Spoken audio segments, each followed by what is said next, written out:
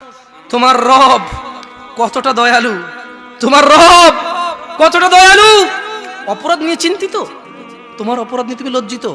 মাশাআল্লাহ, তোমার এই লজ্জা আল্লাহ পছন্দ করে। তোমার এই লজ্জা কে পছন্দ করে? তোমার এই চিন্তা কে পছন্দ করে? তোমার এই ব্যথা কে পছন্দ করে? তাই তোমার রব তোমাকে বলছে ইল্লা মান তাব, তবে যে কোনো অপরাধী হোক, তবে মান তাব, যে অপরাধকে ছেড়ে দিয়ে ভালো পথে চলে আসে, ফিরে আসে। তওবা মানে ফিরে আসা। তওবা মানে কি? আমাকে ওই দিন আমার খুব ঘনিষ্ঠ একজন মানুষ, উনি ড্রাইভ করছিল, আমি পাশে বসে ছিলাম, আমাকে বললো যে মতাওয়া, সৌদি আরবে হুজুরদের আমরা যেরকম হুজুর বলি ওর মতাওয়া বলে আর কি। তো উনি আবার দুবাই ছিল, বলে যে মতাওয়া তওবা কিভাবে করবো।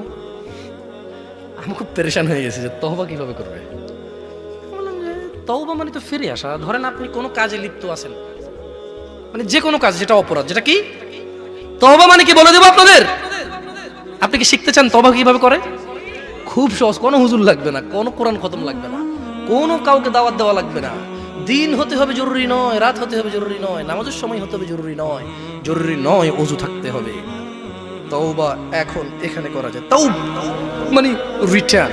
তওব মানে কি? রিটার্ন মানে ফিরে আসা। ধরেন একটা লোক জিনা করে, সে বলে যে না আস্তাগফিরুল্লাহ, আল্লাহ আমাকে ক্ষমা করুন, আমি আর জিনা করব না। এই লোক তওবা করেছে। লোক কি করেছে? এরপরে সে যে তওবা করেছে এটা প্রমাণ হবে কিভাবে? সে যদি আর কোনোদিন আল্লাহকে ভয় করে জিনা না করে। বুঝে আসছে না? আসেনি? মদখোর বলল যে না আমি আর মদ খাবো না, কেন? আল্লাহ এটা অপছন্দ করে। তো এটা কিভাবে মানে তওবা বলে গণ্য হবে? যখন সে আর এই কাজ করবে না, যখন সে আর এই কাজ। তো শোনো, তোমার রব তোমাকে বলছে ইল্লা মান তাব, তবে যে তওবা করে, ওয়া আমানা ওয়া আমিলা সলিহা, অপরাধ থেকে ফিরে এসে ভালো কাজ কর্ম করে, ফাউলাইকা ইউবাদদিলুল্লাহ, ইয়া আল্লাহ লা ইলাহা ইল্লা আনতা, লা ইলাহা ইল্লাল্লাহ। দেখেন কি রব পেয়েছেন, বেদুয়ার মহিলার পুরুষ। কোরআনটা পড়ো, দেখো কি পেয়েছো, কার থেকে দূরে।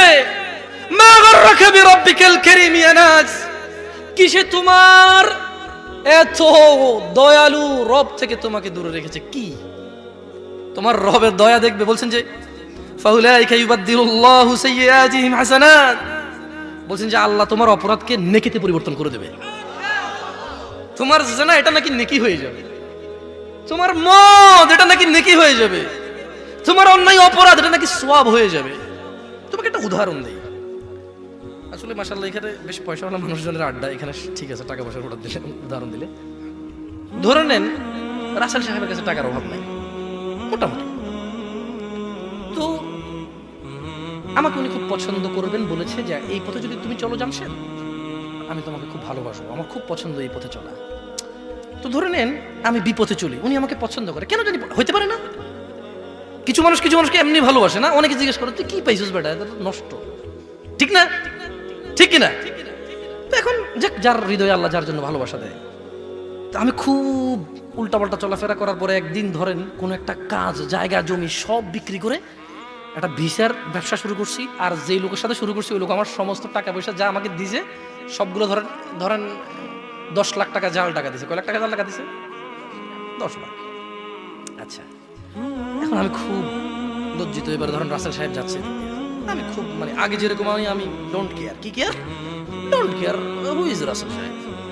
হঠাৎ করে রাসেল সাহেব উনি তো আমাকে ভালোবাসে নিঃস্বার্থভাবে। কিভাবে?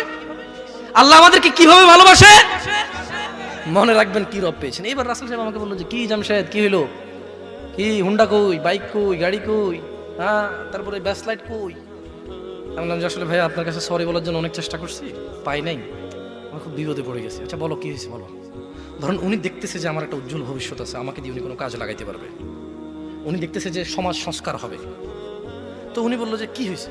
আমি বললাম যে এই 10 লক্ষ টাকা এ আমাকে জাল টাকা দিয়ে চলে গেছে, খোঁজ পাচ্ছি না, এখন আমি বাড়িতে গেলে আমার ঘর দুয়ার যা আছে সব মানুষ উঠে নিয়ে চলে যাবে। তিনি বললেন যে আচ্ছা আমি তোমাকে 10 লাখ টাকার ব্যবস্থা করতেছি, তো তুমি কিন্তু আর এইসব আজে বাজে কাজে যোগ দিবা না, আর ভালো হয়ে চলবা। তো একটা মানুষ যদি ভালোবাসার কারণে কারো 10 লক্ষ টাকা জাল টাকা নিয়ে যদি ওকে আসল টাকা দিতে পারে, আল্লাহ কি মানুষের অপরাধকে নেকিতে পরিবর্তন করতে পারে না? কি রব পেয়েছে মানুষ,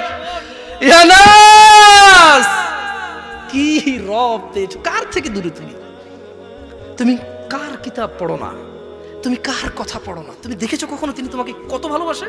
তিনি বলছেন ওয়া কানা আল্লাহু গফুরার রহিমা।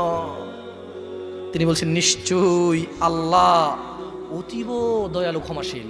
তাহলে তিনি তোমার অপরাধকে নেকিতে পরিবর্তন করবে কখন বলো তো?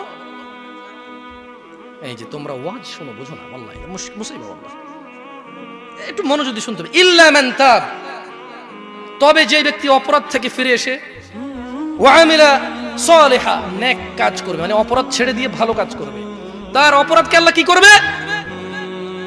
কি করবে? কেন নেকিতে পরিবর্তন করবে? ওখান আল্লাহু গফুরুর রহিম, কারণ আল্লাহ অতীব দয়ালু ক্ষমাশীল।